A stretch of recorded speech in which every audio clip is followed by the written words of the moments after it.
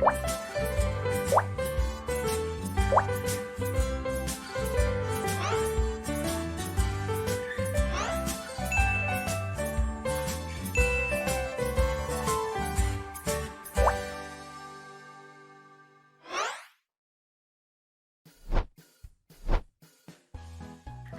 para guru kebanggaan Indonesia, masalah dapat diselesaikan dengan efektif jika kita mengetahui proses pemecahannya dan dilakukan secara sistematis.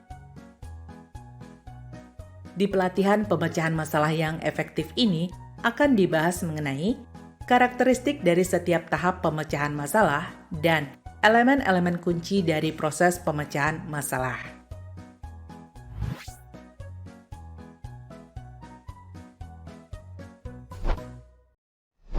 Pada pelatihan sebelumnya telah dibahas mengenai 4 tahap proses pemecahan masalah, yaitu 1. Tentukan permasalahannya. 2. Hasilkan solusi-solusi alternatif.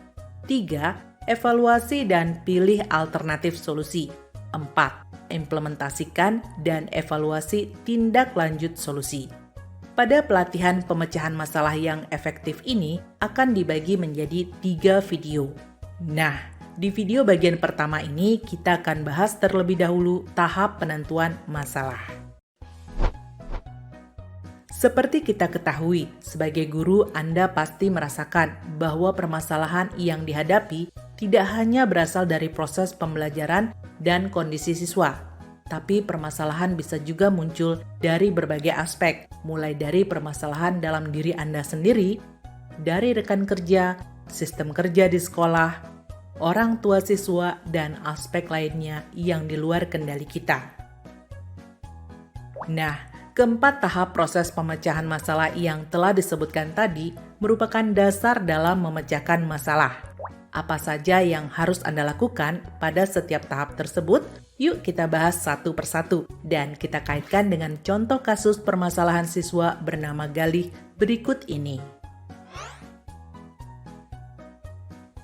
Ibu Listia adalah guru kelas 5 di sebuah sekolah dasar di kota kecil di Jawa Barat.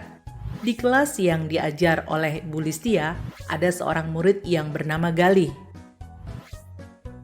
Galih adalah seorang murid yang berprestasi tinggi. Akan tetapi beberapa minggu ini prestasi Galih terus menurun dalam ujian-ujian yang ia ikuti.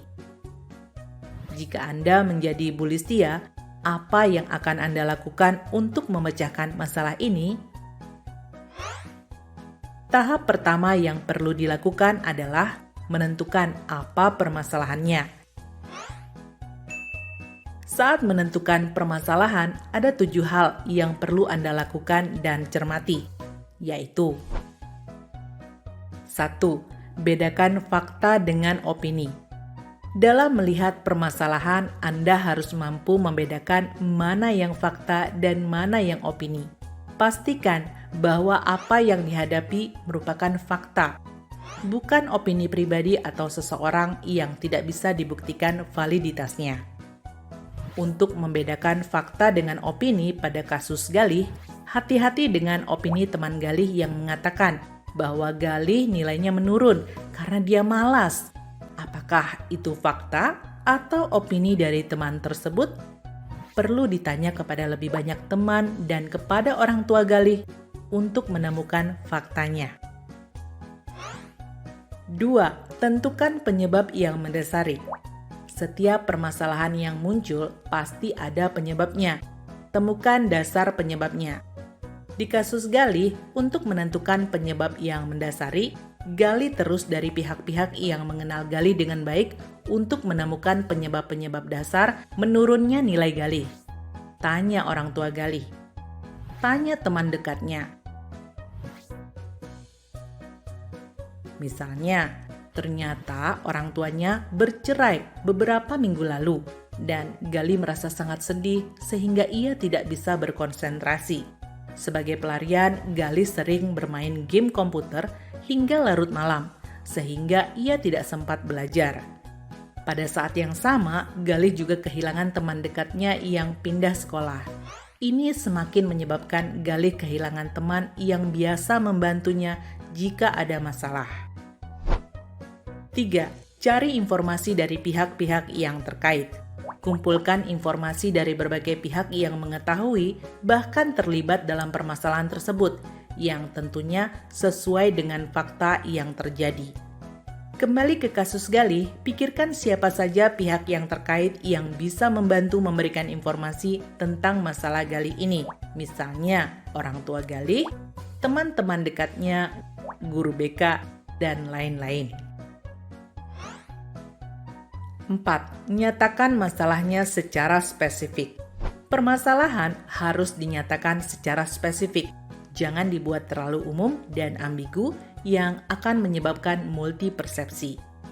Misalkan, Galih nilainya menurun karena ia sulit berkonsentrasi terhadap pelajarannya di kelas, karena ia sangat sedih dengan perceraian orang tuanya. Ia juga tidak memiliki teman yang bisa membantu mengatasi masalahnya. Apalagi, Galih mulai mengalami kecanduan game komputer sehingga ia semakin tidak bisa berkonsentrasi pada pelajaran. 5. Identifikasi standar atau ekspektasi apa yang terlanggar karena masalah tersebut.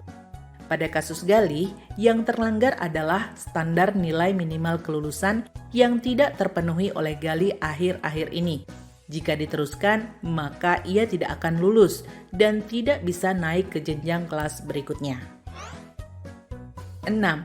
Tentukan di mana letak permasalahannya.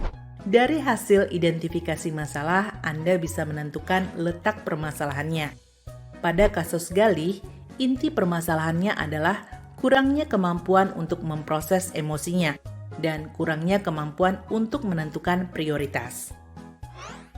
7. Hindari mencoba menyelesaikan masalah tanpa data.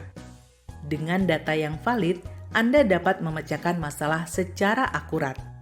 Jika tahap ini diterapkan pada kasus Galih, hindari menebak-nebak mengapa nilai Galih menurun. Misalnya, oh ini pasti karena guru baru yang kurang bisa mengajar dengan baik. Oh ini pasti karena Galih kelelahan akibat rumahnya sekarang jauh dari sekolah. Demikianlah pembahasan mengenai tahap pertama dari proses pemecahan masalah, yaitu penentuan masalah. Pada video berikutnya, kita akan mempelajari 2 tahap selanjutnya dari proses pemecahan masalah, yaitu tahap hasilkan solusi-solusi alternatif dan tahap evaluasi dan pilih alternatif solusi. Salam luar biasa, terima kasih.